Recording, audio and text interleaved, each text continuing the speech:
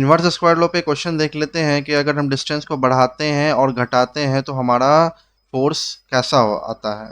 ठीक है, तो पढ़े हैं कि F जो है इन्वर्सली प्रोपोर्शनल है square of the distance between them 1/r square. इस पे हम क्वेश्चन देखते हैं। ठीक है, तो मान लें इनिशियली हमारा Q1 और Q2 r डिस्टेंस पे रखा है, तो जो फोर्स बन रहा है वो बन रहा है KQ1 Q2/r स्क्वायर। ठीक है, ये इनिशियली है, इनिशियली कुछ ऐसा हो रहा है। अब इसी में क्या करें कि हम डिस्टेंस को घटा देते हैं, मतलब जो r की वैल्यू है उसको हम क्या करेंगे, हाफ कर दें। तो नया फोर्स क्या होगा, एफ डैश की वैल्यू क्या आएगा उसको हमको दिखाना है। तो जैसे हम r की वैल्यू को हाफ करेंगे, मतलब यहाँ पे Q1 Q2 इसका डिस्टेंस को कम करते हैं, तो जो न्यू फोर्स जो है एफ डैश वो होगा KQ1 Q2/r बाई 2 का होल स्क्वायर। हाफ का मतलब तो यही हो गया r/2। तो यहाँ से हो जाएगा KQ1 Q2/r by r square by 4। ये 4 ऊपर आ जाएगा तो 4KQ1 Q2/r स्क्वायर। ठीक है, कंपैरिजन कर ले इनिशियल से, तो F dash upon F 4KQ1 Q2/r square divided by KQ1 Q2/r square. ये r स्क्वायर से r स्क्वायर कट जाएगा, Q1 Q2 K कट जाएगा, सिर्फ बचा मेरा 4। तो यहाँ से लिख सकते हैं एफ डैश जो है, मतलब न्यू फोर्स जो होगा वो 4 टाइम्स ऑफ एफ हो जाएगा।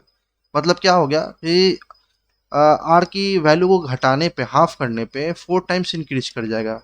4 टाइम्स क्या होगा, इंक्रीज 4 टाइम्स बढ़ जाता है। ठीक है, इसी में देख ले कि आर की वैल्यू को अगर हम डबल कर दें, तब क्या होगा उस कंडीशन में, मतलब आर की वैल्यू को हम कर दें 2r, तो एफ डैश की वैल्यू जो होगा वो हो जाएगा KQ1 Q2/2r square, KQ1 Q2/4r square. Clear मेरी बात। इसको कंपैरिजन कर ले इनिशियल से, F upon F dash upon F हो जाएगा KQ1 Q2/4r square divided KQ1 Q2/r square. R square से आर स्क्वायर कट गया, इससे ये कट गया। तो जो हमारा नया फोर्स जो आएगा, मतलब डिस्टेंस को डबल करने पे, वो होगा F/4। F/4 आएगा, मतलब 1/4 टाइम्स फोर्स क्या हो जाएगा, डिक्रीज कर जाएगा। तो यहाँ से एक चीज तो पता चलता है कि अगर हम r की वैल्यू को हाफ कर देते हो तो 4 गुना बढ़ जाता है, और r की वैल्यू को डबल कर देते हैं तो 1/4 टाइम्स डिक्रीज कर जाता है। ठीक है, ये क्वेश्चन अच्छे से समझ में आया होगा इन्वर्स रिलेशन का। डिस्टेंस बढ़ाओ तो फोर्स घट जाएगा, डिस्टेंस कम करो तो फोर्स बढ़ जाएगा। एक और क्वेश्चन है जो कि नीट में आपको पूछे जाते हैं इस तरह के सवाल, उसमें हम लोग चलते हैं। नेक्स्ट पेज पे आते हैं, ध्यान दीजिए। देखिए इस क्वेश्चन में क्या कह रहा है, Q1 Q2 r डिस्टेंस पे है। Q1 का वैल्यू दे रखा है पहले से +3 माइक्रोकूलम, Q2 का वैल्यू दे रखा है +4 माइक्रोकूलम, और ये इस दोनों के बीच में जो फोर्स लग रहा है, let us suppose 10 Newton force लग रहा है। ठीक है, इनिशियली कुछ ऐसा हो रहा है। अब हम क्या करेंगे कि एडिशनल चार्ज को इसमें ऐड करेंगे। ठीक है, मतलब हमने Q डैश को ऐड कर दिए, -6 माइक्रोकूलम को हम दोनों चार्ज में ऐड करते हैं, तो नया फोर्स क्या होगा, नया फोर्स क्या होगा उसको बताना है। ऐसा सवाल भी आपके नीट में एग्जाम में पूछे जाते हैं। तो जो Q होगा, नया Q डैश जो होगा वो कितना हो जाएगा, +3 -6, मतलब ये आ जाएगा -3। Q2 डैश जो होगा वो होगा +4 -6, मतलब -2। ठीक है, ये जो केस जो बन रहा है वो बन रहा है F directly proportional product of the charges पे ये क्वेश्चन बन जाए।